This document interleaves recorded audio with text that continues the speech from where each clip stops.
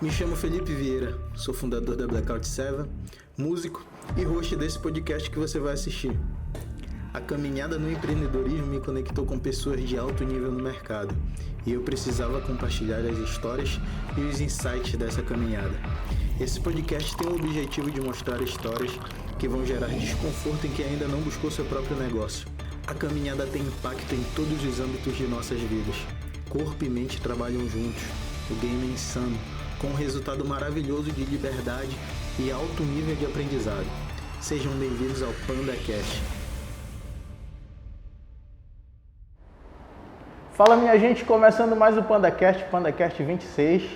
Antes da gente começar esse PandaCast, já pedi para você se inscrever no canal, deixe seu like. Você que está vendo pelo convidado, aproveita, fica aí. A gente sempre está constante, toda semana tem um PandaCast com gente desse nível. Então se inscreve no canal, compartilha com os amigos. Aqui a gente fala muito sobre empreendedorismo, sobre histórias de vidas legais. Então aproveita, se inscreve e tamo junto sempre. E hoje meu convidado é Marcelo Mendes, doutor Marcelo Mendes. E aí, tudo bem, Marcelo? Tudo bem. Cara, obrigado pela disponibilidade, vir aqui com a gente, bater esse papo, entregar um pouco do conteúdo que você tem, você que é doutor, você que é PhD, a gente vai falar muito sobre isso. E, cara, queria que você falasse um pouco da sua trajetória, assim, do seu começo de vida, de caminhada. Primeiro, obrigado pelo espaço, pelo convite. É um prazer sempre a gente poder estar compartilhando um pouquinho da nossa trajetória, né, que começou há pelo menos 20 anos. Eu tenho 20 anos de formado, enfermeiro. Legal. E ao longo desses 20 anos a gente se preocupou muito com a construção de um currículo sólido, né? A gente sempre teve a preocupação de fazer gerenciamento de carreira, que eu acho que isso que é uma coisa que a gente precisa começar a mostrar isso para quem está na academia, para quem está pleiteando, né, um espaço no mercado de trabalho.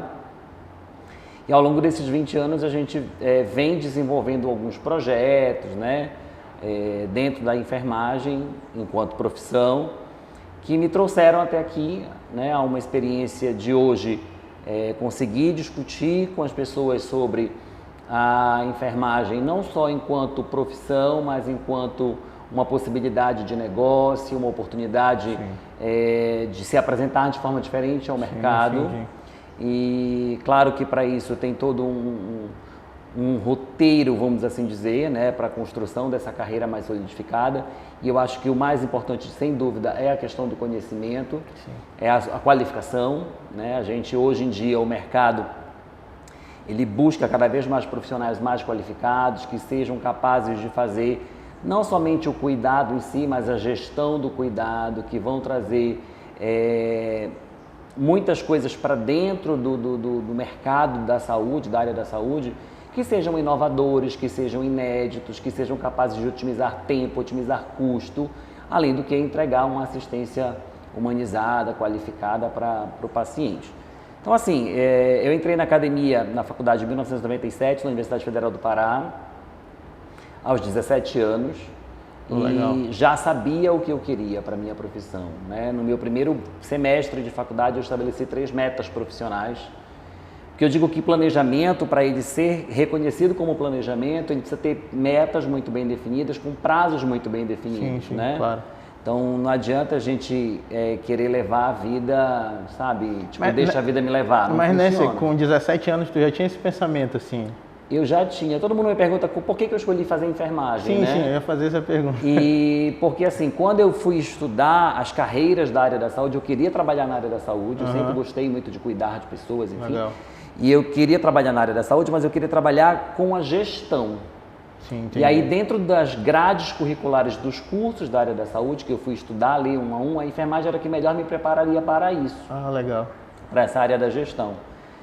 E talvez fosse a que me desse maior possibilidade de não ter rotina, porque eu tenho muito medo de rotina, eu não gosto de rotina. Então, Rotina de ficar, tipo, no escritório, assim. não combina muito com o Marcelo. E aí eu digo, pode ser que assim... E aí eu percebi também, lá aos 17 anos, que a enfermagem tinha muitas possibilidades. Porque uma certeza eu tinha, eu queria ser empresário dentro da minha profissão. Ah, legal. Então eu precisava ter... Já tinha vontade de empreender, Já então, tinha vontade de empreender, de trazer algo novo. E aí, quando eu comecei a ler algumas coisas, eu vi que não tinha nada, não se falava. Empreendedorismo, isso é muito novo, é muito recente. É muito novo. A gente fala de empreendedorismo na enfermagem, eu acho que de uns 5, 10 anos para cá. A gente está engatinhando nisso, né? Estamos começando. Mas aos meus 17 anos, quando eu entrei na faculdade, eu sabia que eu queria, primeiro, que eu queria ser secretário de saúde, e eu já fui, Que né? legal. E tive a oportunidade de ser secretário logo que formei, de um município aqui no Pará. E com 7 meses de formado, 22 anos de idade, uma responsabilidade enorme, mas os desafios sempre foram meu combustível, eu sempre digo isso, e consegui fazer uma gestão de excelência ao ponto de ser reconhecido como o melhor secretário de saúde do estado do Pará. Legal, cara. Muito jovem ainda. A outra que eu queria ser empresário na área da saúde, né, e hoje eu sou empresário, e que eu me tornaria doutor antes dos meus 35 anos e me tornei aos 33. Então, prazos muito bem definidos, metas muito bem definidas, e você vai em busca das ferramentas que vão te conduzir para você conseguir alcançar essas metas. E aí o que foi o empoderador, o libertador, foi um ponto assim que eu posso te dizer que é indispensável, é o conhecimento. E Marcelo, mas deixa eu te perguntar uma coisa. De onde vem isso assim, cara? É da tua criação? Porque nem todo mundo tem com 17 anos tem esses focos, né? Da onde vem assim? Como é que tu acha que surgiu essa personalidade? É de ti? Tu acha que tu já teve isso? Alguma coisa moldada em família? Tu tem alguma referência? Olha, dentro de casa eu não tenho referência. Meu pai é funcionário público, hoje já aposentado, que trilhou aquela carreira de funcionário público até a aposentadoria. E vai muito na contramão do que eu penso, porque... assim, no serviço público, se você fizer 10 ou fizer 1000, é aquilo, não tem grandes diferenças. Você consegue fazer no máximo intraempreendedorismo dentro do serviço público, otimizando tempo, otimizando custos, isso você consegue fazer. A minha mãe é do lar, então eu não tive essa motivação dentro de casa. Eu não consigo lembrar assim, um momento exato. Eu acho que eu nasci. As pessoas me perguntam, Marcelo, você se torna empreendedor ou você nasce empreendedor? Olha, eu posso te dizer que muito é nato, muito você nasce. Você pode se aperfeiçoar, né? Você pode estudar para se tornar um empreendedor melhor, de mais sucesso. A história da liderança. Líder é nato, você nasce líder. Ou você nasce líder ou você não se torna um líder, né? As pessoas têm muita dificuldade nisso. Inclusive de diferenciar o que é ser líder e o que é ser chefe, né? Que são coisas completamente distintas. Então eu não tive isso dentro de casa. Eu sabia que eu queria trabalhar na área da saúde, que eu queria trabalhar com gestão, que eu queria ser empresário, porque eu queria ser independente. Eu tenho dificuldade de obedecer comandos, eu não gosto de ser comandado, eu nasci para comandar, eu nasci para ser servido, é da minha personalidade. E então a enfermagem me daria isso. E aí todo mundo, poxa, mas enfermagem é uma profissão muito submissa, né? As pessoas acham que a enfermagem é aquela que está abaixo do médico, e não é, são profissões completamente diferentes, mas que se completam dentro de uma assistência à saúde para garantir a totalidade para o paciente. E talvez como as pessoas se postam, a postura como os colegas da enfermagem se posicionam no mercado faz com que a sociedade pense isso, né? Mas é uma questão de postura. No começo de carreira, tu chegou a trabalhar assim, em hospital? Trabalhei, eu fui secretário de saúde, depois eu fui embora para Belo Horizonte, trabalhar na Rede Sara de hospitais. Diga-se de passagem, naquela época eu fui aprovado num processo seletivo muito difícil, ainda como acadêmico eu fui aprovado e fui trabalhar na Rede Sara de hospitais com doenças do aparelho locomotor. Aí foi quando eu passei no meu mestrado, resolvi voltar para Belém, eu fiquei na unidade de Belo Horizonte durante 2 anos, quase 3 anos. Quando eu passei no mestrado, eu voltei para Belém, porque eu também tinha uma vontade da carreira docente, né, da carreira acadêmica, por isso o mestrado, o doutorado. Eu gosto muito de falar, eu gosto muito de me comunicar, eu gosto muito de interagir com as pessoas. E a docência me permite isso, e me permite não ter rotina, porque cada semestre é uma turma diferente, são pessoas novas. E a docência me permite construir conhecimento todo dia, porque conhecimento não está pronto, ele se constrói. Ele não é estático, ele é dinâmico. Então, aí foi quando eu voltei para Belém, fui fazer mestrado, terminei o mestrado, já engatei no doutorado, eu fui na sequência, um atrás do outro. Eu digo que separar a gente fica com preguiça, né? Até criar coragem de novo, então eu fui na sequência. E aí quando eu terminei o doutorado, é meio que me solidifiquei. Digo, agora é isso, né? Eu já busquei a formação, já tinha especialização, mestrado, doutorado, residência. E eu digo, agora eu preciso transformar isso, toda essa bagagem, todo esse conhecimento em negócio. Legal. Né? E aí foi quando a etapa da meta lá da faculdade, da academia, de ser empresário, mas para isso eu me preparei, eu precisei me tornar uma autoridade, uma referência naquilo que eu ia me propor a fazer. Então, por isso que eu digo que a gestão da nossa carreira somos nós quem fazemos. As pessoas costumam muito associar o sucesso, né, de uma pessoa, de uma profissão, à profissão. Eu vou escolher uma profissão médico, advogado, juiz, como se isso fosse fazer eu ser uma pessoa de sucesso. Não é a profissão, é a pessoa, é o profissional. Sim, sim. E por isso a importância da gente estudar coisas que fogem, às vezes, até a tua linha, né? Ali, eu não vou estudar só enfermagem, eu tenho que entender um pouco de ciências sociais, das ciências políticas, um pouco das ciências humanas, das ciências naturais, porque esses conhecimentos, eles conversam para que você possa conseguir entender todos os cenários por onde você vai perpassar a sua trajetória profissional, né? Está o tempo todo fugindo da sua zona de conforto. Zona de conforto, ela não tem nada de confortável. A zona de conforto, ela é muito medíocre, ela te torna uma pessoa muito pequena. Né? Sim, o segredo para o sucesso é você estar o tempo todo na sua zona de esforço, é o tempo todo inquietado com o querer mais. A ambição, talvez, eu acho que é saudável, né? Não pode ser adoecedora, mas é necessário. Eu lembro que quando eu terminei o doutorado, o pessoal disse, bom, agora parou de estudar, não precisa mais fazer nada. Né? No dia que eu achar que eu não preciso mais estudar, está na hora de eu morrer. O dia que eu achar que eu não tenho mais nada para aprender, parou para mim. Então, a enfermagem me proporcionou isso, né? E me proporcionou, hoje, ser um profissional autônomo, liberal, né? Porque a própria lei do exercício profissional, muita gente que está na enfermagem não sabe, mas nós somos profissionais liberais, a gente tem autonomia. Né? A autonomia de abrir um consultório, de abrir uma clínica. Recentemente, a gente teve uma resolução do Conselho Federal de Enfermagem de 2018 que trouxe na íntegra o que é clínica, o que é, para ficar um pouco mais claro, né? Sim. Na minha cabeça é desnecessário, porque lá na lei de 1986, que é a lei do exercício profissional, já diz que é atividade privativa do enfermeiro fazer consulta de enfermagem. E consulta se faz em consultório, né? Sim, então... o que é que tu acha que fez isso, a profissão, parecer que ela é menor do que a do médico? Ou, por exemplo, eu não sei se todo enfermeiro sabe dessa informação, né? Ou ser, digamos assim, mais submisso a sempre trabalhar para os outros em hospitais e tudo mais. Olha, é histórico isso, na verdade, né? Porque assim, a enfermagem no Brasil, ela, até o ano de 1973, mais precisamente, que foi quando foi criado o sistema COFEN, CORENS, Conselho Federal de Enfermagem e Conselhos Regionais de Enfermagem, a nossa profissão ela era regulamentada pelo Conselho Federal de Medicina. Né?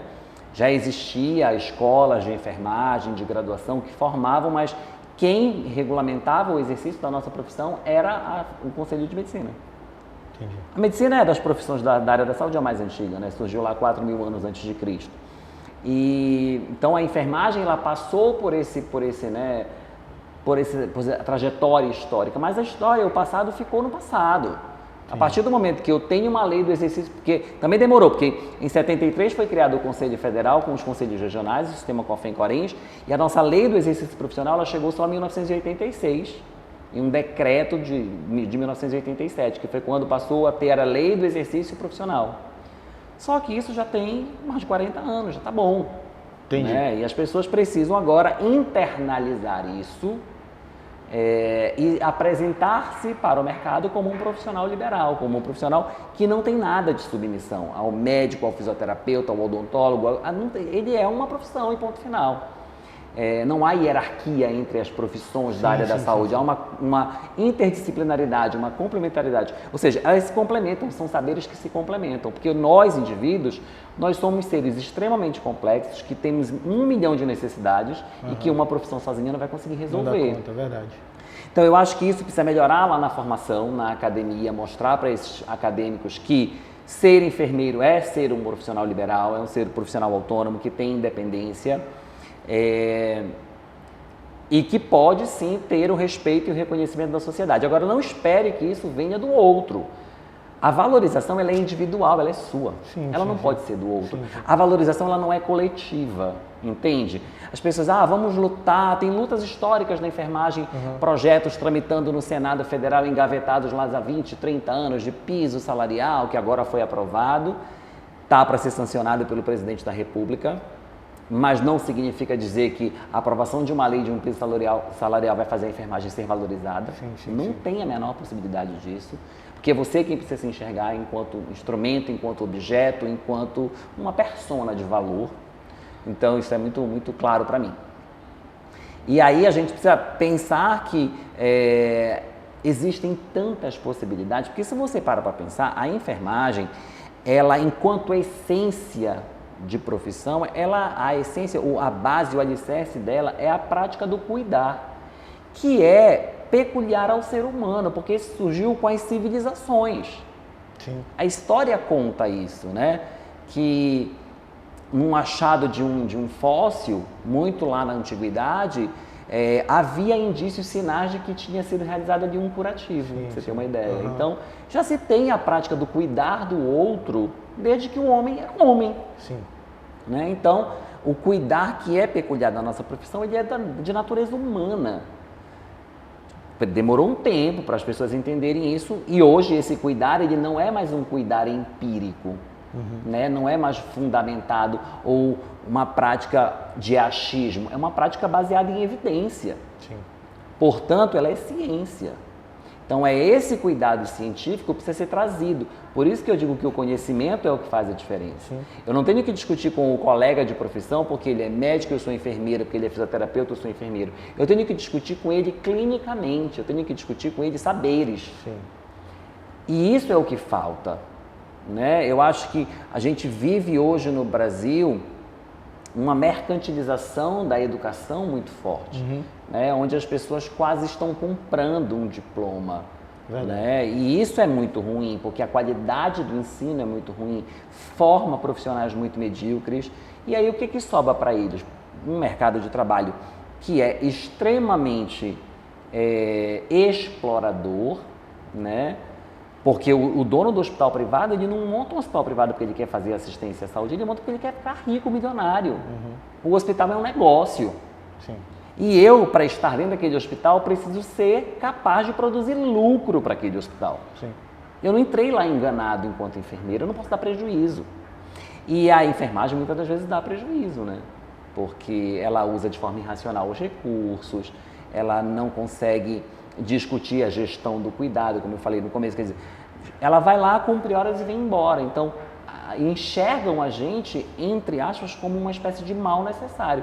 Eu tenho que ter paga qualquer coisa, e como eu falei, essa mercantilização, essa privatização da educação no Brasil, do ensino superior, aumentou a oferta de profissional. Então, um aumento de oferta, eu tenho mais profissionais disponíveis, então eu tenho poder de barganha, porque um eu ofereço, dois não aceita, mas o outro oferece até por 1.000. Sim. Entendeu? Até porque, historicamente, a enfermagem ela é predominantemente do sexo feminino, 85% da enfermagem é de mulheres. Isso é uma pesquisa de 2015, que é uma pesquisa do Conselho Federal de Enfermagem, junto com os Corems, que traz o perfil da enfermagem no Brasil. Então, 85% de mulheres, dessas 62% de negras, mulheres negras.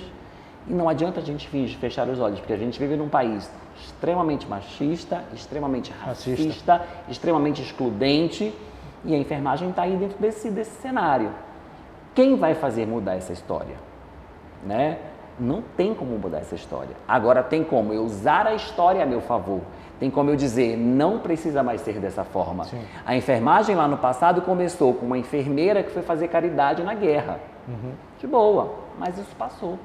Eu não estou aqui mais para fazer caridade. Eu estou aqui para mostrar para o meu cliente, para o meu usuário, para o meu paciente, até para o meu profissional, o outro colega da área da saúde, que eu tenho um valor, que eu tenho um conhecimento valoroso capaz de solucionar um problema. E que essa solução de problema pode virar um negócio. Seja eu trabalhando no hospital público, seja eu trabalhando no hospital privado, seja eu trabalhando no meu próprio negócio. Sim. Entende? Porque eu não preciso fazer empreendedorismo só sendo empresário, eu posso fazer intraempreendedorismo. Eu posso muito bem dizer para o meu dono do hospital lá, ó, historicamente eu construí isso aqui dentro do teu hospital, eu melhorei os indicadores, eu consegui reduzir custos, a gente melhorou o processo de compra, eu consegui diminuir a taxa de absenteísmo da minha equipe, porque eu motivei mais a minha equipe. Olha o tanto de benefício que eu te dei. O que eu vou ganhar em troca disso? Eu tenho como fazer bem mais, vamos negociar? E a gente não se apresenta dessa forma. Entendi. A gente se apresenta como aquele profissional medíocre que vai lá, entrega um currículo, se tem alguém que indique é melhor, aí, né? Você consegue a vaga, seu horário é de 7 às 13, de 7 às 13 ele vai lá, fica torcendo para dar 3 horas para ele ir embora. Tem gente que vai odiar isso que eu estou dizendo, né? O Marcelo é contra a enfermagem, o Marcelo tá... Não, mas essa é a realidade. A gente precisa despertar isso, a gente precisa trazer isso à tona, trazer isso à discussão, ao ponto de a gente rever as nossas condutas. O que eu estou trazendo de benefício? Ah, mas eu chego no meu horário, eu não falto, né? Eu não fez mais do que obrigação, está no teu contrato de trabalho. Sim. O que você está entregando além disso? O que você está entregando ao ponto de ser lucrativo, seja no setor público ou no privado? O setor público ele não pode ter lucro, mas ele não pode ter prejuízo. Eu tenho que empatar, eu tenho que estar no 0 a 0. Entende? Então tem muitas coisas que a gente precisa descobrir. E aí, para eu chegar até aqui, como eu te falei, foi uma longa trajetória. Mas hoje eu posso te dizer que eu escrevi uma trajetória de sucesso dentro da enfermagem. Hoje eu me tornei uma referência, me tornei um ícone, né, onde as pessoas me procuram, me buscam. Claro que não sabem tudo, né? Porque quem olha de fora acha que está tudo mil maravilhas, mas tem muito trabalho aqui por trás, tem muita energia depositada, tem muitos saberes desconstruídos e conhecimentos construídos. Legal. Porque a ciência não é uma verdade absoluta, né? Me diz uma coisa. Faz o corte. Me diz uma coisa, Marcelo. E na sala de aula, assim, quando tu se posiciona desse jeito? Eu acho que nem todo mundo da tua área se posiciona dessa forma, Não. né? E os alunos ficam como? Assim, Me idolatram. É mesmo? Primeira faculdade que eu dei aula, para você ter uma ideia, foi em 2007, na ESA+. E eu estava tentando começar a entrar na academia, aí fui lá, conheci o coordenador e disse, olha, Marcelo, eu só tenho uma disciplina, pouquinhas horas, assim, né, uma mixaria vai dar o salário, porque é uma disciplina, a carga horária pequena, mas para tu começar, o semestre que vem a gente vê outra coisa. Sim. E aí eu fui dar aula de políticas públicas de saúde, sexta-feira à noite. Os 2 últimos horários. Que ninguém vai na Tô fudido. sexta-feira. Tô fudido, ninguém. Os 2 últimos horários da noite, não tem a menor condição de explicar a minha disciplina. Sim. Então, digo, eu vou ter que me reinventar, né? Uhum. Mas assim, a turma queridíssima me acolheu muito bem e eu passei a ser um ídolo para eles, assim. Tanto Legal. é que depois que essa era a primeira turma da faculdade de enfermagem e eu fui o nome da turma e eles me tornaram coordenador do curso, para você ter uma ideia. Caramba, eles que legal. exigiram para o diretor que eu fosse o coordenador do curso, apenas com 4 meses dentro da faculdade. Tanto é que foi essa a história dessas lutas, dessas brigas. Porque eu fui de movimento estudantil, fui presidente da Executiva Nacional dos Estudantes de Enfermagem, fomos para Brasília brigar, colocamos o presidente do COFEM na cadeia, que ele roubou 50 milhões do sistema, e fui eu que fiz a denúncia. Eu cheguei num evento em Fortaleza escoltado pela Polícia Federal, com 18 anos de idade, pra você ter uma ideia. Caramba. Ainda na faculdade. Ainda na faculdade. Então, assim, coisas absurdas. E aí, não, o professor tem que ser o nosso representante. Foi eles que me lançaram na política, para me filiar em partido, fizeram campanha. Tudo meus alunos, sozinhos. Agora, quando falarem a expressão fora da caixinha, eu vou lembrar de ti. Porque tu é totalmente fora da caixa, meu irmão. Não tem, tipo assim, não tem medo de pesquisar o extra, né? Não. Tipo assim, beleza, eu sei isso, mas eu preciso saber isso. E eu tenho que entender e eu posso me expressar sobre isso sem problema nenhum. Sim. Porque faz parte da minha área também. Né? Tu fala muito sobre gestão. Sim. Eu já vi que tu é um bom gestor, tanto que trabalhou também na área política, com governos e tudo mais, sendo secretário. Isso não é... Isso é para quem realmente é fora da caixa, quem pensa extra, né? E aí eu te faço outra pergunta. O que tu acha que está faltando para o profissional que sai hoje da faculdade? O que está faltando, assim? Tipo, qual é o feeling? Porque hoje a gente tem acesso a muita coisa, a gente sabe que não é só se formar, não é o suficiente. Eu converso com várias gente aqui e fora também, O cara fala, mano, eu saio da faculdade zerado. Faculdade não é nada. Então, o que é que tá faltando? Eu sempre costumo dizer que a faculdade ela te entrega hoje duas coisas. Um diploma e 5% daquilo que você precisa saber para ser profissional. Nossa, só isso, professor, só isso. 5% no máximo. Eu acho que é um olhar ampliado. É romper a bolha. Sim. Entendeu? A academia, ela forma muito mal. Eu digo que nós, brasileiros, a gente é amaldiçoado na barriga da mãe, no útero, né? Porque quando a mãe está grávida, ela passa a mão lá e diz, tomara que quando meu filho nascer, que ele seja alguém na vida, que ele tenha uma profissão, que ele tenha um bom emprego, né? E aí eu digo, gente, é muito ruim isso, né? Ser concursado público vai na contramão do empreendedorismo, né? Sim. Porque as pessoas, assim, elas se acostumam com aquilo, com a mesmice, com a... eu digo, o pessoal chamava na história, né, que Getúlio Vargas é o pai dos pobres. O pai dos pobres mesmo, porque ele quer que todo mundo seja pobre, ele quer todo mundo que tenha carteira assinada, que tenha jornada de trabalho, sim, que tenha salário mínimo. Uhum. Se você vai fora daqui, você vai no Japão, nos Estados Unidos, como é que é o teu salário? É o que você produz. Por produção, por hora. É por produção. Você escolhe o que você quer produzir e o quanto você quer ser remunerado por isso. Sim. Então, a gente tem essa mentalidade muito paternalista. Sim. Então, a gente forma o aluno para pensar no meu primeiro emprego ou para ele pensar em ser concursado, no meu primeiro concurso. Ninguém diz para ele qual vai ser o teu primeiro negócio. Entende? Sim. E se você pensar na área da saúde, que é uma área onde há muita vulnerabilidade, porque a gente tem um sistema de saúde no Brasil péssimo, ele enquanto filosofia, enquanto política, ele é perfeito.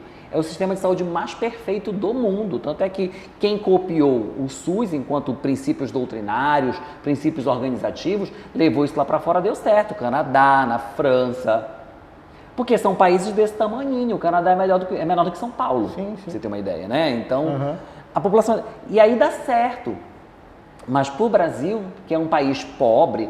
Não, Marcelo, o Brasil é rico. É um país que tem muitas riquezas, mas que não explora suas riquezas, porque é pobre. Sim. E aí, é um sistema que eu tenho que dar tudo para todo mundo. Eu não tenho pernas para isso. Sim. Porque o SUS ele é universal e integral. Então, o que acontece? Como ele não consegue garantir essa assistência a todo mundo, fica um monte de lacuna. Aberta, né? E quem está doente, que tem um risco iminente de morte, que não quer perder a vida, ele investe. Uma vez me perguntaram, você não se sente mal de ganhar dinheiro com a desgraça do outro? Se eu não coloquei a desgraça no outro, eu estou ali para sanar o problema dele. A solução, tu tem a solução. Eu estou para entregar a solução. Ele está com uma ferida que dói há 30, 40 anos, que fede na perna dele, que não deixa nem ele comer, e eu estou entregando a solução para ele, mas isso tem um valor, isso não tem preço. Porque preço é uma coisa muito medíocre. Eu digo, quanto é? Não tem quanto é.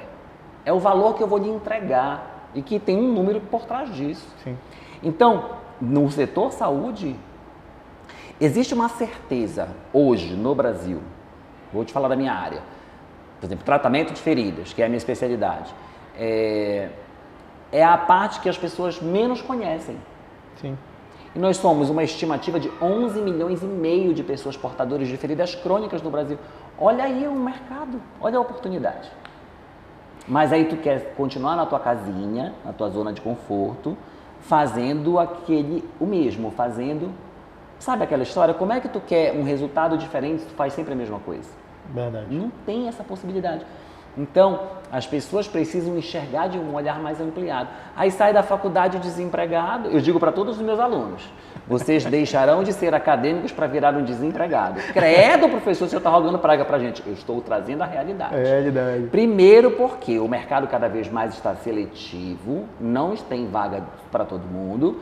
Quem vai sobreviver, já dizia Darwin, os mais aptos. E os mais aptos não é aquele que tem o melhor currículo, não é aquele que só tirou 10 na faculdade, é o que tem aptidão, outras aptidões, inclusive de se relacionar, sim, de ter network, de ter o quem me indique.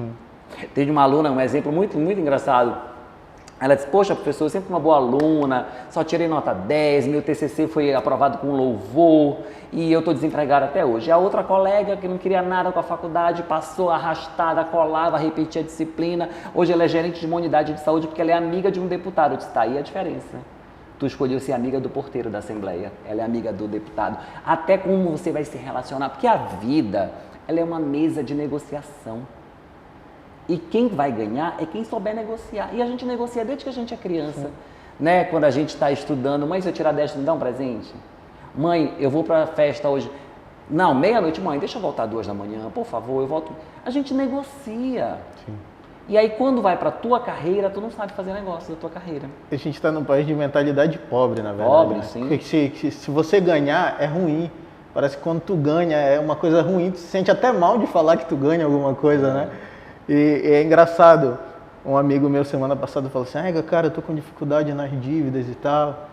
Eu falei, mano, aí eu vou reduzir isso, vou cortar isso. Eu falei, mano, o teu pensamento tá errado. Tu tem que pensar em lucrar mais. Já que tu gasta X, tu tem que dobrar isso. Para tu gastar só X e aí isso daqui tá de boa, entendeu? Porque as pessoas são medíocres, quer dizer, eu não estou conseguindo pagar tudo, eu vou reduzir meu custo. Eles não pensam, eu vou aumentar minha receita. Aumentar a receita. Entende? Então é isso, mas é porque é a cultura da empregabilidade, é a cultura do assalariamento. E isso é muito forte na minha profissão.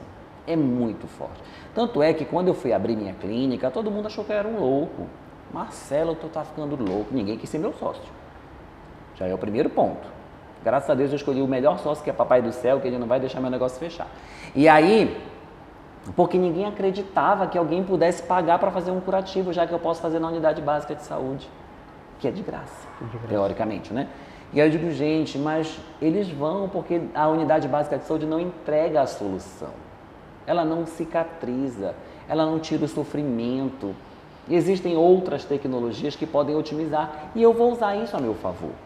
E eu fui estudar, fazer pesquisa de mercado, fui fazer a territorialização. No estado do Pará, no ano de 2015, estimava-se 132 mil pessoas portadoras de feridas crônicas. Eu tinha 132 mil potenciais clientes. Sim. Entende? Eu só tinha que descobrir de que maneira eu ia chegar nesse cliente. Quem era essa minha persona? É o idoso? É o mais jovem? É o que está acamado? Eu fui traçar isso, né? Eu fui perceber que não tinha nenhum serviço desse em Belém. Então, tinha 2 coisas a meu favor, pioneirismo e ineditismo, que são ferramentas que auxiliam muito, né, para você ter um sucesso mais rápido, num curto intervalo de tempo. Mas por quê? Aquela velha história, pensar além. Eu saí da enfermagem, eu saí do fazer curativo, do verificar a pressão, do passar sonda. Aplicar uma injeção. Aplicar uma injeção. O fazer é muito simples. O que agrega valor? É você saber o porquê do que você está fazendo. Porque muitas pessoas na enfermagem, elas exercem uma enfermagem tarefeira. Aquela enfermagem repetidora de tarefas. Chega no plantão, qual é meu paciente? O teu paciente é do leito 1 ao leito 5. Ele vai lá, ele já sabe, ele vai dar o remédio, ele vai dar o banho, ele troca a fralda, ele troca a sonda, acabou de vir embora. E ele faz isso 365 dias por ano. E ele quer que as coisas sejam diferentes, como não tem a possibilidade. O que eu posso fazer a mais de diferente? Quando aquele paciente vai de alta, ele ainda sai com necessidades reais. Quem é que vai dar esse suporte para ele? Entende? Quem é hoje o cuidador de idoso, normalmente? É a empregada doméstica, que já mora na casa da família, que já tem um vínculo com a família, já gosta do patrão ou da patroa, e que vira uma cuidadora de idosos e que vai fazer o quê? Cuidados de enfermagem, sem ter formação. Sim. E aí não tem espaço para gente. Por quê? Porque eu estou oferecendo o quê? A mesma coisa. Eu estou oferecendo o dar banho. Qual é o segredo de dar banho, jogar água e passar sabonete? O que tem de difícil nisso? O que tem de difícil de dar uma comida na boca? O que tem de difícil de trocar uma fralda descartável? Não tem. Porque esse cuidar empírico é natural do ser humano. Mas agora, o que eu posso fazer de diferente? Esse paciente que está aqui nessa cama, que tem uma pele prejudicada, que eu preciso investir nessa pele, que eu preciso melhorar a qualidade da hidratação, eu preciso ajeitar uma posição para ele ficar melhor na cama, para ele não ter uma ferida, entende? É enxergar além, é o olhar ampliado, é sair da sua zona de conforto, é sair da caixinha, é romper a bolha. É difícil, dói, não é fácil. você vai apanhar, as pessoas vão te chamar de loucos. E já dizia John Lennon, né? Na música dele, Imagine, ainda bem que eu não sou o único louco, né? Porque tem de loucos. Então, assim, as pessoas precisam acreditar na sua verdade, acreditar no seu conhecimento, acreditar no seu potencial. E a gente costuma... empreender não é romantizar, não é fácil. Não, claro que não. É difícil, agora é mais gratificante. Olha, eu posso te dizer que é onde eu queria chegar. Sim, legal. Né? Hoje eu consigo me dar o luxo de escolher onde eu quero trabalhar e o quanto eu quero ganhar. Hoje eu consigo me dar o luxo de dizer para minha secretária, bloqueia a minha agenda terça-feira à tarde, porque eu quero tomar banho de piscina com meus filhos no meu apartamento. De verdade. Você está entendendo? Hoje eu consigo ir ali no município e dar uma palestra de graça, porque eu quero fazer isso. Hoje eu dou aula numa faculdade que financeiramente não compensa, mas eu me permito, porque aquilo é prazeroso para mim. Legal. Entende? Porque eu não estou ali perdendo tempo, pelo contrário, eu estou construindo tempo, tempos inovadores, são novas pessoas, são novos relacionamentos, são novos potenciais propagandistas meus, porque hoje o que eu tenho de ex-aluno que me encaminha paciente é negócio. Entende? Que abre portas, que se torna um seguidor meu, que me projeta, que passa a conhecer mais da minha história. Mas eu acho que tu tem uma coisa também de falar muito em conhecimento, eu acho que para ti é importante que tenham pessoas igual tu para estar junto contigo na caminhada, assim. Às vezes tu se sente sozinho, tu olha assim, caramba, eu tô fazendo, me matando aqui, mas parece que eu tô só.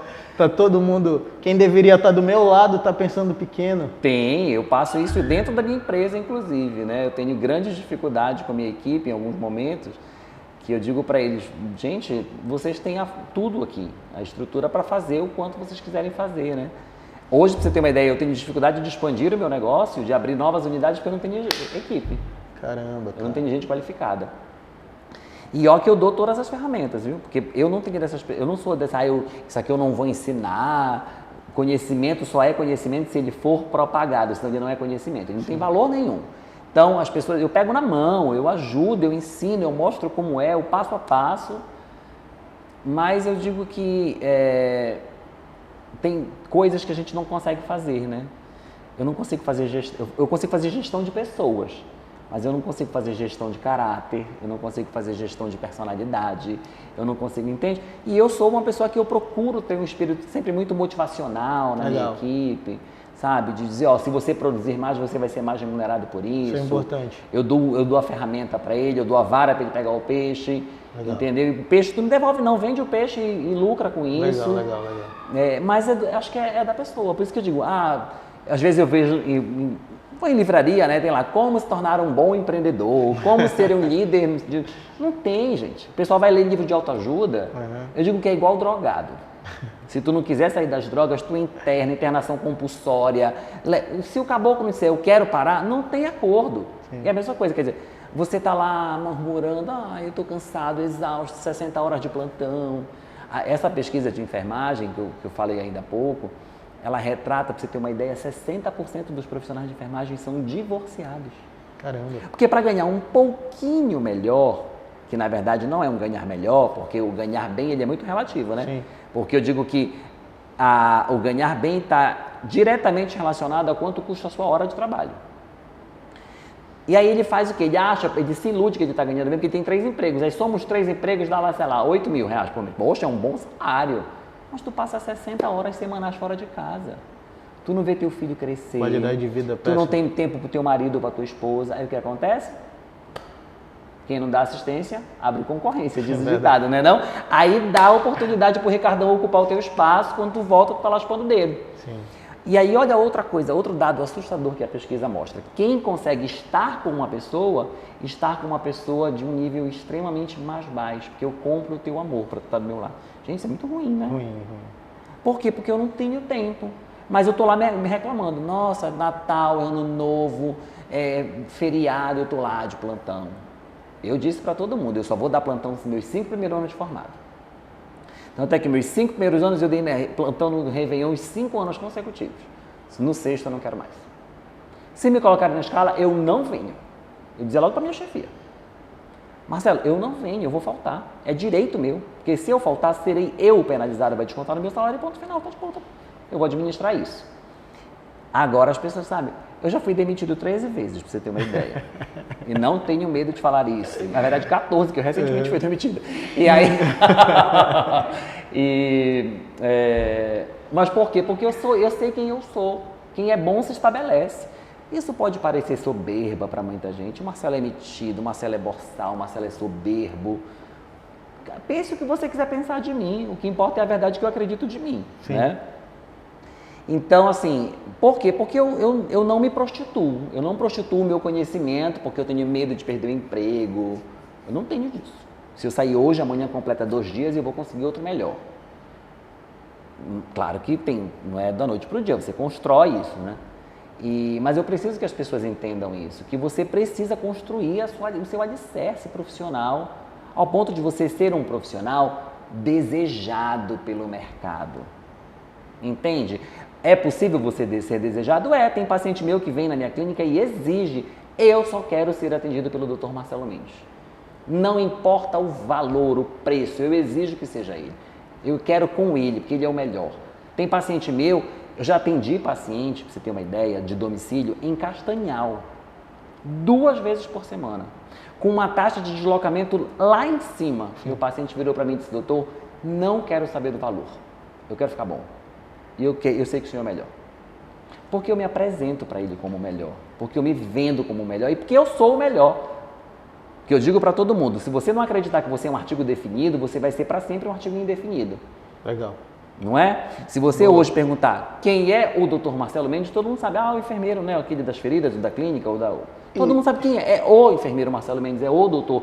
Não é, quem é o Marcelo Mendes? É porque é um aí que trabalha, não é um que trabalha, é o. E é isso que faz a gente ser diferente. A gente numa roda de conversa, teve uma vez que surgiu um assunto sobre um professor que estava sentado lá na Albert Einstein tendo aula e o professor falou, conta essa história aí, cara, como foi isso aí? É verdade, eu fiz recentemente, fui fazer uma especialização junto com o meu pós-doutoramento no Einstein, em São Paulo, de uma especialidade de estomaterapia, que todo mundo disse, Marcelo, para que tu vais fazer isso? Tu já é especialista, já tem, né? A história da inquietação, né? Do romper a bolha, sair da casinha o tempo todo. Começou a chegar na minha clínica alguns pacientes que tinham, além da ferida, outras complicações que a minha especialidade não me dava autoridade para fazer. Apesar de saber fazer, mas eu não tinha autoridade. Então, tinha um paciente incontinente, tinha um paciente com uma estomia, eu digo, isso aqui é uma possibilidade. Aí, mais uma vez, para dar uma estudada no mercado, descobri que não tinha nenhum enfermeiro estomaterapeuta atendendo em Belém. Eu digo, aí é oportunidade. Já que eu vou ter que fazer um investimento, que é o que eles precisam entender, que quando você vai fazer uma qualificação, que você vai pagar para fazer uma especialização, isso não é um gasto, isso é um investimento. Sim. Então, já que eu vou ter que fazer um investimento, eu vou fazer um investimento no que é o melhor. O que tem de melhor no mercado nessa área? Era no Albert Einstein, em São Paulo. Além do que uma chancela do Einstein é uma chancela do Einstein, né? E aí... Ok? E aí eu digo, já que vou ter que fazer, vou fazer no Einstein, que era o melhor. Fiz o processo seletivo, porque não é qualquer um que entra. Você faz um processo seletivo, entrevista, fui selecionado, entrei para fazer a pós lá, de estomaterapia. Mas fui lá com alguns objetivos. Me tornar especialista, era mais uma especialidade que viria agregar valor no meu negócio. Eu fui lá para fazer networking, porque eu ia estar no meio dos melhores, né? E fui lá conhecer gente nova, né?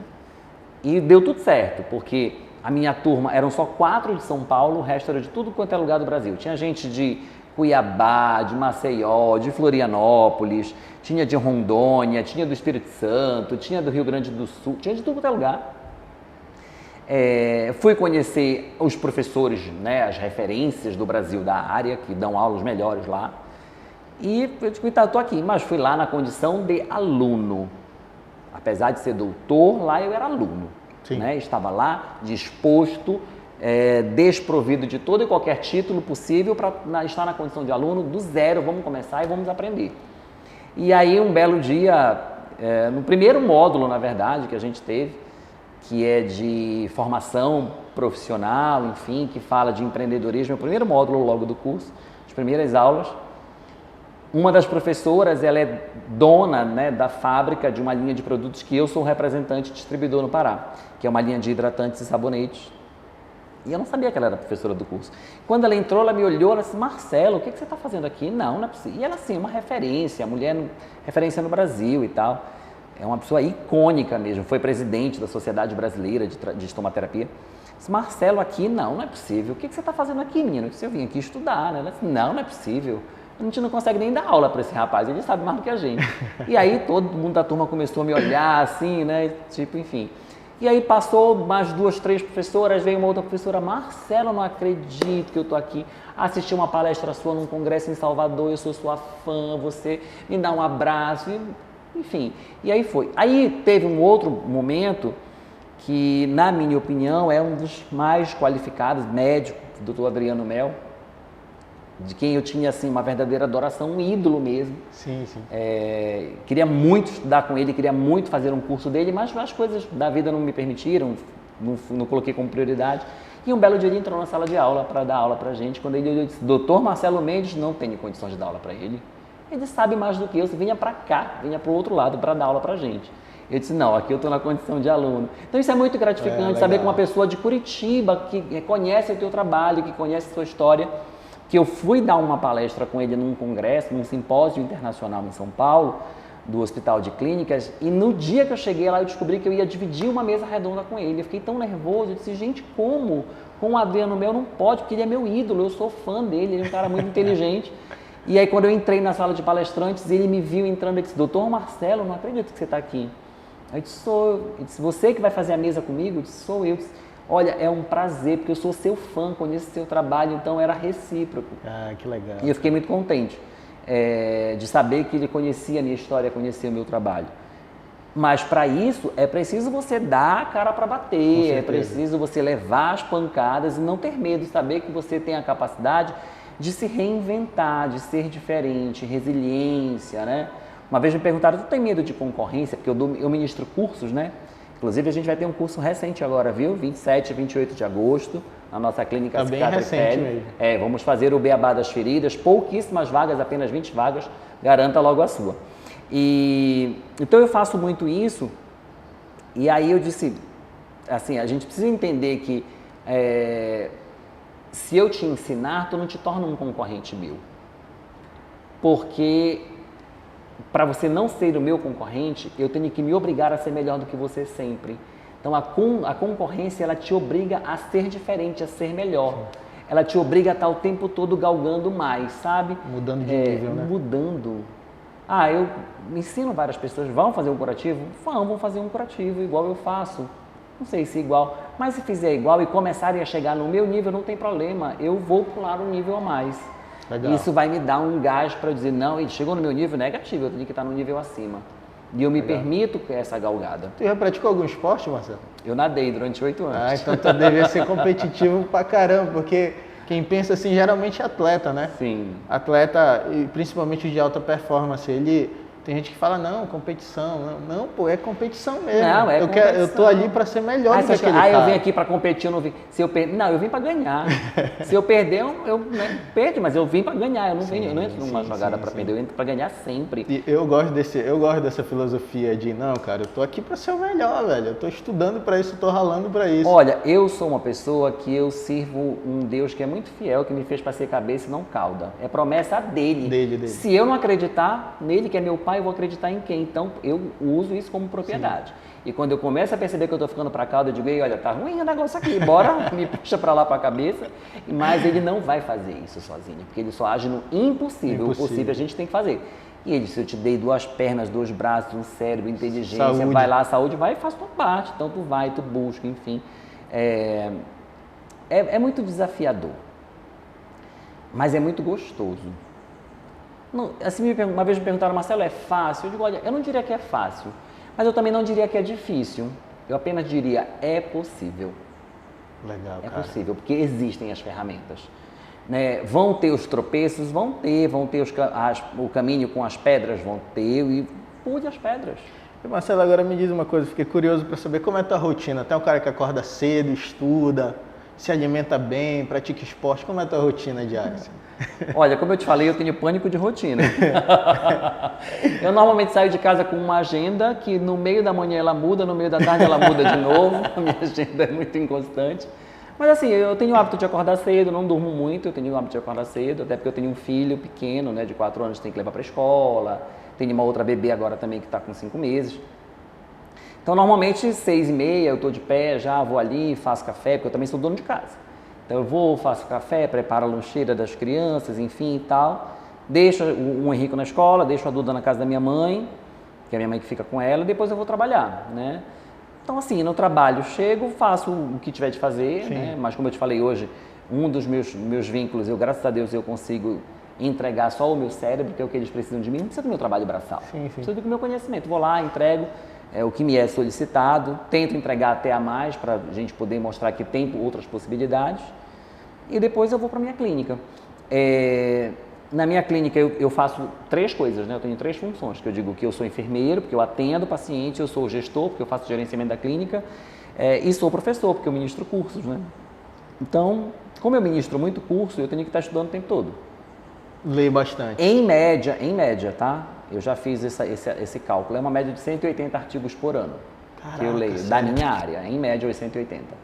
Então, tipo, quase todo dia tem um artigo novo pra ler. Tipo, uma média de 15 artigos, 12 artigos por mês. Caramba, em média. Que louco. Eu sou assinante de algumas revistas, então chega no e-mail. Já então, chega assim, lá, tu já lê. Aí tá no celular. Hoje tá muito fácil, né? Tu abre o celular, lê um artigo rápido, enfim. Eu fiz curso de leitura dinâmica, então isso me ajuda bastante, porque eu leio bem rápido. Também, assim, já vou triando, vejo que não é um conhecimento que já, sabe, que já tá muito consolidado para mim, uma coisa que já tá ultrapassada, eu já vou separando. Eu vou triando, eu vou fazendo uma triagem, mas eu leio bastante. Caramba, que Eu gosto muito de ler, na minha área, na verdade, né? Outras literaturas, eu devo te confessar que eu não tenho lido quase nada, mas na minha área eu leio bastante. E hoje me obrigo a ler coisas que estão um pouco fora da minha área, né? Eu fui ler um pouco sobre marketing, eu fui ler um pouco mais sobre empreendedorismo, legal. Eu fui ler sobre gestão de negócios, eu fui ler sobre gestão de pessoas, enfim, eu fui ler outras coisas, né? Eu tenho relato de gente que vai empreender e a dificuldade às vezes é grana. Às vezes não, sempre é grana. Às vezes pode até entrar muito dinheiro, mas se tu não souber administrar o dinheiro, tu se perde. E com grana, como foi E contigo? tem muitas pessoas que têm medo até de começar. Eu tenho umas frases que eu não gosto. Eu fui recentemente ministrar uma palestra no município de Tucuruí e era uma mesa redonda sobre empreendedorismo. Então pegaram 4 enfermeiros que têm lá uma clínica, o outro tem uma clínica também, o outro faz questão de parto, domiciliar, enfim. E eu estava lá só como ouvinte já, eu já não era mais o moderador da mesa. Acabou que o pessoal disse, não, gente, o doutor Marcelo está aqui, gente, pelo amor de Deus, tem que chamar ele para a roda de conversa. E aí foi unânime, assim, a plateia perguntou, mas como você começou? Ah, não, olha, eu comecei pequeno. Que discurso é esse? Ah, não, eu comecei de forma pequena. Não, você começou do tamanho que era para você começar. Né? Eu, quando abri minha clínica, era numa sala de 59 metros quadrados e não era pequena. Sim. Ela atendia a minha necessidade naquele momento. E aí eu fui movimentando meu negócio ao ponto daquilo se tornar pequeno, não o negócio, o espaço físico. Tá vendo como uma pessoa já começa se enxergando pequeno? Sim. Eu digo que você é exatamente aquilo que você acredita ser. Se você acreditar que você é um fracasso, você vai ser um fracasso. Se você acreditar que será uma história de sucesso, você será uma história de sucesso. E ponto final. Legal. Eu fui no Ver o Rio, terminou o treino, fui no Ver o Rio com a minha namorada, né? E aí passa aquela moça vendendo biscoitinho. Sempre que eu vou lá, ela passa. Ela chegou com um discurso assim pra mim. Dá licença, eu sou uma pequena empreendedora. Eu falei, não, pequena não, você é grande empreendedora. Sim. Porque não é todo mundo que tem disposição de fazer o biscoito, sair de casa. Isso é só gente grande que faz. Enfim, de estar ali negociando, comercializando, enfim. Ah, eu comecei pequeno, não sei o quê, aí eu fiquei... Nanana. Quanto tu precisa para abrir teu negócio? Tu podes até fazer um plano de negócio. Tem o Sebrae que auxilia, né? Tem várias ferramentas, você pode fazer um Canvas, tem um monte... Gente, só tem um detalhe. Não é uma receita de bolo. Não. E mesmo que fosse uma receita de bolo, o resultado não seria o mesmo. Porque se eu te der uma receita de bolo para tu fazer, vai sair diferente do que eu vou fazer. Porque tem outras coisas por trás disso. Tem a química, né? Tem o feeling, tem o time do negócio. E você tem que estar disposto a ser humilde o suficiente em reconhecer que às vezes você faz uma coisa, planeja, executa e não dá certo. Não significa dizer que você tem que desistir. Não, eu pensei que dessa forma ia dar certo, não deu, eu vou pensar em outras formas. Sabe a história do plano A e plano B? Eu digo, faça o plano alfabeto. Se for necessário, faça o plano alfabeto. Vá até o Z. Não desista. Legal. Né? Porque ninguém melhor do que você para acreditar no seu negócio e entender o seu negócio. Eu lembro que quando eu abri meu negócio, por não ter experiência em marketing, contratei uma empresa para fazer meu marketing, né? Muito engraçada essa história. E aí a pessoa disse assim, não, mas ferida é muito feio, né? Muito pejorativo, imagens muito fortes. Então, tu me diz uma forma de comunicar a pessoa que eu vou tratar a ferida. Dodói. Né? Não, aí eu não gosto. Eu tenho umas coisas assim, que eu acho muito cafonas, assim, eu tenho medo da cafonice, né? Então eu não queria uma logomarca com um band-aid, com um coração, com um símbolo de cruz. Cafona isso pra mim. E por isso que as pessoas dizem que eu sou antipático. E aí... É muito engraçado isso. E aí as pessoas, não, Marcelo, mas o que é uma ferida? Eu digo, olha, se eu te disser que é uma ferida, é uma quebra de solução de continuidade da pele. É muito técnico, não dá. Isso é uma desordem da pele. Pronto, uma desordem da pele é mais fácil das pessoas entenderem. E isso lá o rapaz do marketing. Então nós vamos colocar tratamento de desordens da pele. 45 dias a clínica aberta, eu não tive um paciente. Caramba. Tava quase para ir para a porta da clínica empurrar o povo para ele se ralar e eu ficar para dentro. Eu digo, tem alguma coisa errada, né?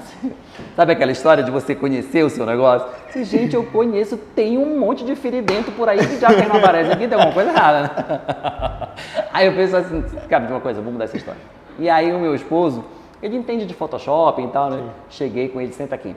Vamos fazer uma arte, vamos fazer um panfleto aqui, bem, sabe, rude o negócio. Vamos fazer um panfleto, vamos pegar umas fotos de ferida, vamos colocar aqui. Tratamento de feridas, põe o telefone bem grandão aqui e tal. Contratei uns 5 panfleteiros, mandei para frente das unidades de saúde dos hospitais, a agenda lotou. Ou seja, por que eu estou dizendo isso? Que ninguém conhece o seu negócio melhor do que você. Legal. O cara era especialista em marketing, mas não em fazer marketing na minha área. E aí eu comecei. Quando eu comecei, a gente cobrava a consulta, R$200. E aí os pacientes não iam, não queriam pagar.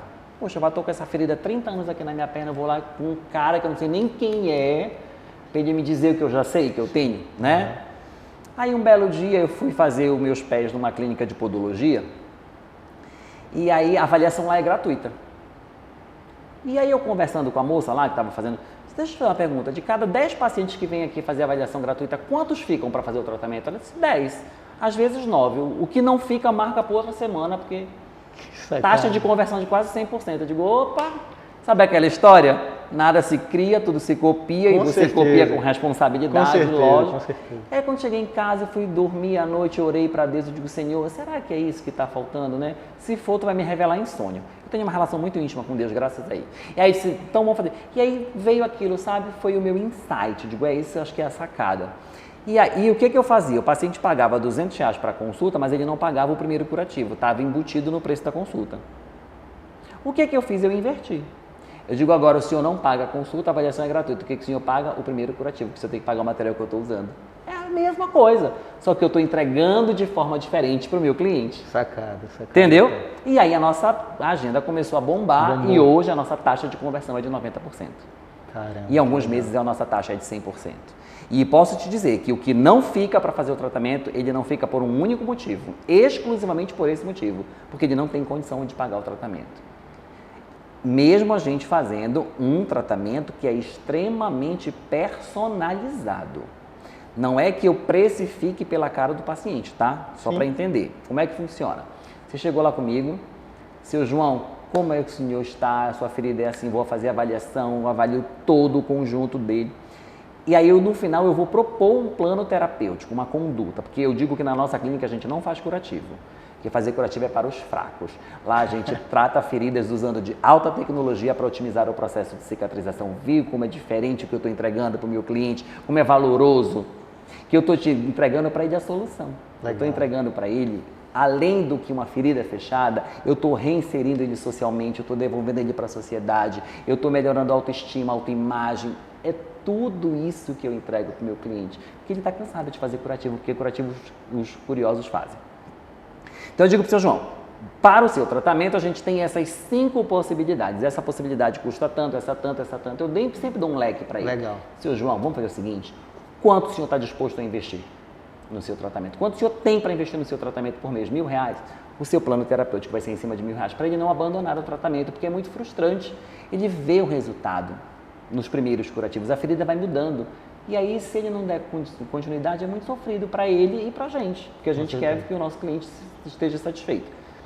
Talvez por isso, hoje, a nossa taxa de satisfação do nosso paciente hoje é de 92%.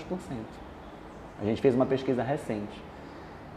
Por quê? Porque uma das perguntas que eu faço na minha coleta de dados do meu paciente, que a gente chama de anamnese, 2 perguntas que são imprescindíveis.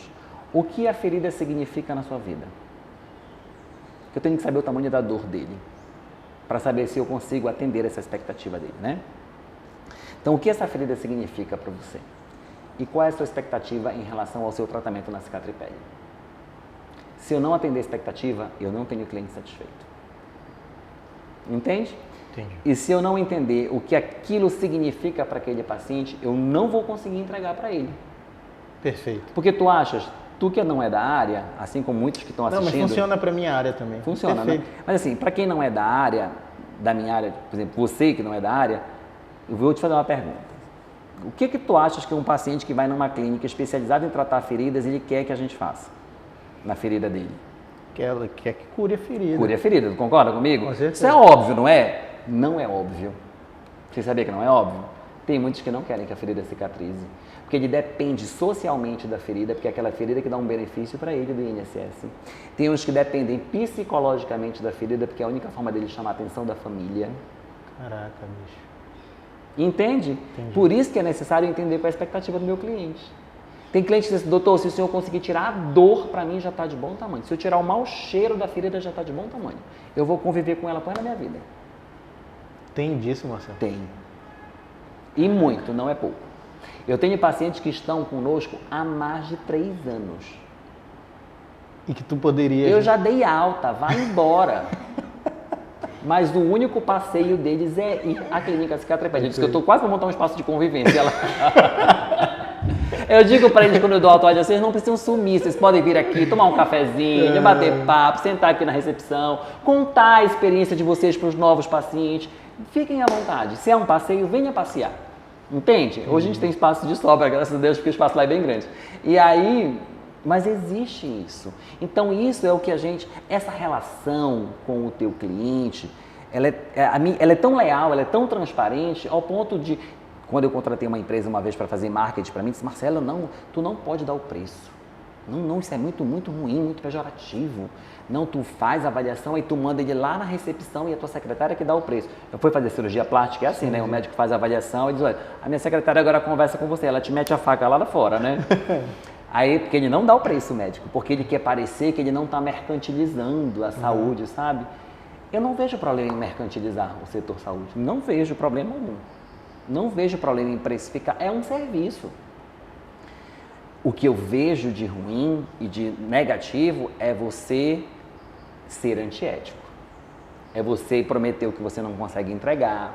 Claro.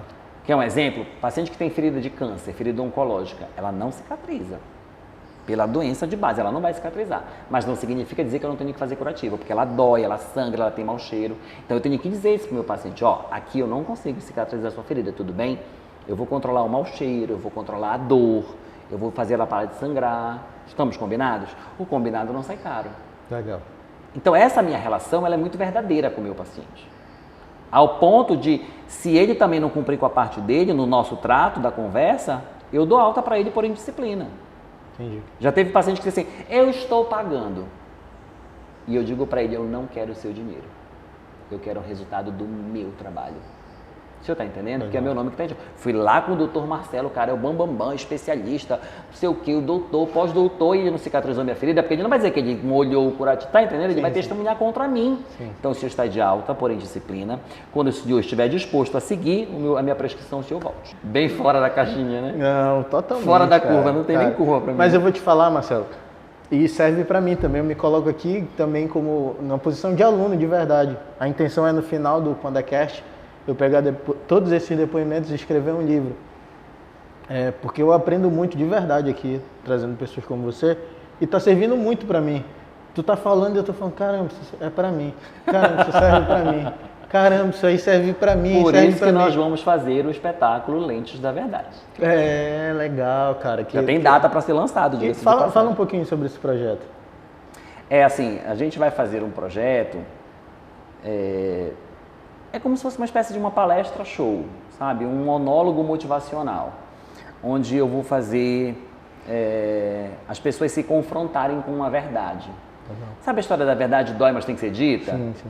Mas assim, além de eu te fazer enxergar a verdade, é como se eu fosse te colocar na frente do espelho, por isso que o nome é Lentes da Verdade, mas eu vou te dar as ferramentas para tu não sofrer, para tu não ter a dor, eu vou te mostrar que existe uma saída.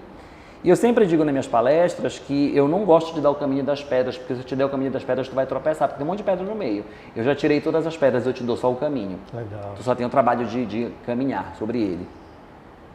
Então, isso surgiu, essa ideia da palestra, show, porque eu tenho esse lado mais cômico, mais, enfim, também, e gosto muito disso, e falo mesmo com muita incisão, com muita propriedade. E aí uma amiga minha disse, amigo, tu tem que fazer alguma coisa nesse sentido, né?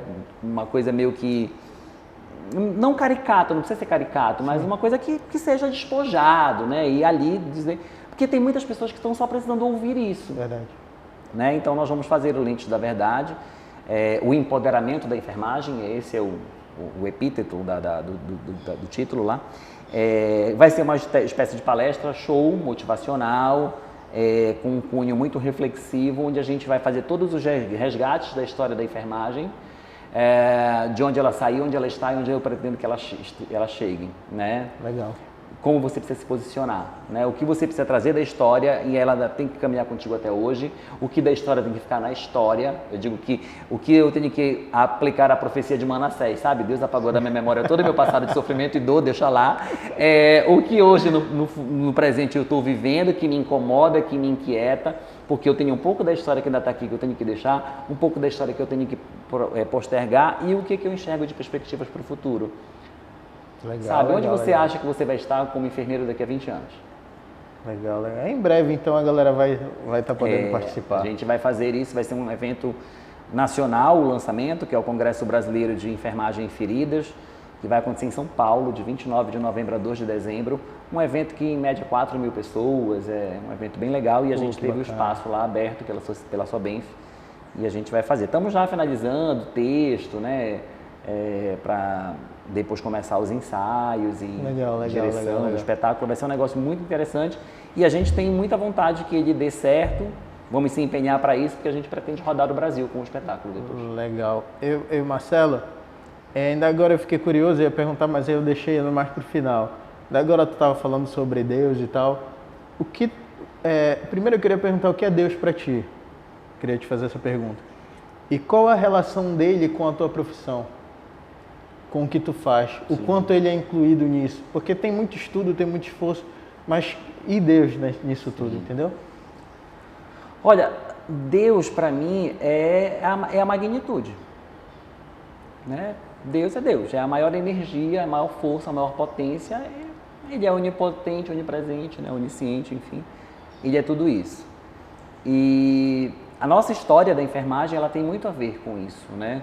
Começou primeiro com as freiras, né? Com muita questão da religiosidade, até porque lá no passado existia uma teoria chamada de teoria dos miasmas, que acreditava-se que as doenças eram maldições, né? Que era castigo divino. Então tinha muito a influência da igreja, né? No cuidar dos doentes, no isolar o doente, enfim e tal. Então tem essa relação muito forte. Florence Nightingale, que hoje ela é, né, conhecida como a mãe da enfermagem moderna, uma enfermeira em Londres, muito inteligente, muito rica, tinha 6 profissões, ela era arquiteta, socióloga, filósofa, ela era um bocado de coisa. A história narra que ela recebeu um chamado de Deus para fazer, cuidar dos doentes na Guerra da Crimeia, e assim que começou a enfermagem moderna, né? Então, essa questão da relação com Deus, ela é muito presente. E assim, eu sempre digo que o conhecimento científico ele é importante, mas o conhecimento humano, da natureza humana, é muito mais importante, né? E a coisa que eu peço cotidianamente para Deus é para que Ele me use como instrumento, sabe? Porque de nada vai adiantar o meu conhecimento se eu não tiver mesmo Deus do meu lado para me ajudar, para me auxiliar, para me dar discernimento, para executar o melhor. Tanto é, Júnior, que eu não permito que nenhum paciente meu comece o tratamento comigo. Não tem a menor possibilidade se ele não tiver fé. Eu digo que a única coisa que eu exijo dele. Se ele entrar no meu consultório, se ele não acredita, eu vim aqui, mas eu não tenho fé mais, que eu não acredito, então o senhor não está preparado para tratar comigo, né? E eu peço muito, sabe, honestamente, assim, já teve umas situações assim, eu digo, Senhor, move o teu agir, porque eu não sei mais o que fazer, sabe? E parar e orar e dizer, Senhor, me dá uma saída aqui, porque tá difícil. E ele nunca me deixou na mão, porque ele nunca vai nos deixar na mão, né? A gente só precisa crer nisso. Então eu tenho uma relação muito forte mesmo com Deus, sabe? Ao ponto de conseguir não sofrer com o exercício da minha profissão, porque é muito doloroso, né? Imagina. Você lidar com o sofrimento do outro todo dia, Imagina. é muito desgastante, tem muitas perdas, né? Então você tem que... Eu nunca fiz essa pergunta para nenhum. Eu também tenho uma relação forte com Deus. Acho que todo mundo deveria ter, porque a gente leva a vida entendendo até as nossas dores, sabe? Sim. Porque tu olha para aquela dor, tu fala, não, isso daqui... Lá na frente tu fala, eu tinha que passar. Aquilo era uma coisa que ia me treinar para o futuro. Então eu tinha que passar. Eu tenho essa relação com Deus. Mas só que no teu caso, por isso que eu perguntei, porque deve ser muito... E eu acho que esse teu critério de fé deve ser por isso também, porque é doloroso para o paciente, para a família, para vocês lidar com aquilo. E não é uma pessoa, são várias pessoas. É um ambiente muito adoecedor, né? Então, se você não tiver muito equilíbrio emocional, muito a presença de Deus, do Espírito Santo, você não consegue, você pira o cabeção mesmo, sabe? É muito sofrimento. E assim, por mais que você tenha muita maturidade em saber separar, né? Porque eu não posso me sensibilizar com tudo. Se cada paciente meu que morreu sentar para chorar, eu não trabalho. Mas você precisa, né? A história da empatia, da compaixão. Acho que não precisa também eu ter dor para entender que o outro está com dor, né? Eu não preciso ter câncer para cuidar de quem está com câncer, não é isso. Mas eu preciso entender que aquilo gera muito sofrimento, né? E que às vezes a pessoa está tão desnorteada do sofrimento, da dor, daquilo que ela não consegue nem onde eu vou me agarrar, né? E tem o próprio ditado popular diz, tu não vai pelo amor, tu vai pela dor, né? Então tu te encontra com Deus de alguma forma. E aí eu procuro muito, sabe, falar da palavra de Deus com meus pacientes. Legal. Eu falo muito mesmo, sabe? Eu digo para eles, Deus ele é fiel, ele cumpre todas as promessas deles em nossas vidas, sabe? Ele não vai te dar de fato um fardo que tu não possa carregar. E quando estiver muito pesado, não te preocupa, ele se levanta do trono dele e ele vem te acudir. É fato isso. Sim. Então eu tenho essa relação muito forte. Então sempre que eu vou começar um tratamento eu oro, peço para Deus usar minhas mãos, que as minhas mãos sejam um instrumento, sabe? Para tirar o sofrimento, para tirar a dor, né? Porque o conhecimento ele já me deu. Né? Legal, cara. Cara, eu queria te agradecer por participar, mas antes eu acho que tu vai lançar hoje, né? O Beabá da Ferida. Conta aí o que é o Beabá da Ferida pra galera. Rapaz, esse é um projeto que a gente começou, porque muitas pessoas, Marcelo, poxa, eu quero aprender a tratar feridas, como é que faz, enfim e tal. Eu digo, o Beabá, porque é o básico mesmo, é o início de tudo, né? Desde como você avaliar uma ferida, né? O que eu preciso avaliar, quais são as características mínimas necessárias de informações que eu preciso ter para eu escolher qual é a melhor cobertura, o melhor curativo que eu vou aplicar, de quanto em quanto tempo eu vou trocar, o que é indicado, o que não é indicado, né? O que eu posso ter de tecnologias associadas, de repente posso colocar um laser aqui eu não posso, aqui cabe um ozônio, aqui não cabe. É um pegar na mão, mas assim, é um curso extremamente introdutório. Legal. Não pense que você vai sair dali do curso especialista, não tem essa menor possibilidade. Mas eu digo que é um curso para te despertar para o mundo científico do tratamento de feridas, te tirar um pouco do empiricismo. E é um curso que tem simulação realística, porque a gente faz maquiagem real em pacientes. Legal. Então a gente simula mesmo, né, um paciente com uma história clínica. E eu discuto isso. Por isso que eu faço esse curso em turmas pequenas, de 20 alunos no máximo, porque é quase que um hands-on. Eu pego na mão mesmo, de um por um. São poucas vagas, São poucas vagas, né? Então é um público mais seleto. Quem pode fazer? Enfermeiro, técnico de enfermagem ou acadêmico de enfermagem, né? Já teve médicos que vieram fazer curso conosco, porque precisa entender na hora de indicar o tratamento também. Legal. Afinal, a especialidade de tratamento de feridas é uma especialidade exclusiva do enfermeiro, nem outro profissional da área pode ser especialista nessa área, mas ele pode ter o conhecimento para ele poder saber como vai indicar, enfim e tal. Pô, muito bacana. Então é bem bacana o curso, né? A gente faz com simulação realística, como eu falei, é dentro da nossa clínica, né? Então eles conhecem o nosso ambiente, conhecem inclusive qual é a estrutura mínima necessária. Bacana. Então é bem bacana, é um curso bem legal. Fica aí a oportunidade então, né? Sim, as pessoas pedem bastante o Beabá das Feridas. A gente não estava fazendo por causa da pandemia, né? Não estava podendo ter cursos presenciais. E como é um curso hands-on, não tinha como fazer online. E aí a gente agora retoma a partir de agosto com nossos cursos presenciais lá na Cicatripelli, né? E quem faz o curso com a gente ainda concorre a um sorteio de uma vaga de estágio para fazer estágio conosco lá na Cicatripelli. E tá precisando de gente. Tá precisando de gente. Acho que é a dica para pra as galera próximas da unidades, precisa formar gente, né? A gente tem pretensões de abrir Macapá, de abrir Marabá, Parauapebas, Paragominas, Santarém, e aí eu preciso de gente qualificada para que eu possa colocar nessas unidades. Doutor, obrigado por ter vindo, compartilhado sua história, conhecimento. Eu aprendi pra caramba. Que assistir o podcast vai com certeza aprender muito. E tá aí, fica aí a dica também pra galera que quer participar do curso do doutor. Obrigado, Marcelo. Querido, mais uma vez, muito obrigado. Tamo junto sempre. Gente, esse foi o PandaCast com o Dr. Marcelo. Segue ele nas redes sociais e se inscreve no canal aí, me segue lá no Instagram também. Tamo todo mundo junto. Até a próxima.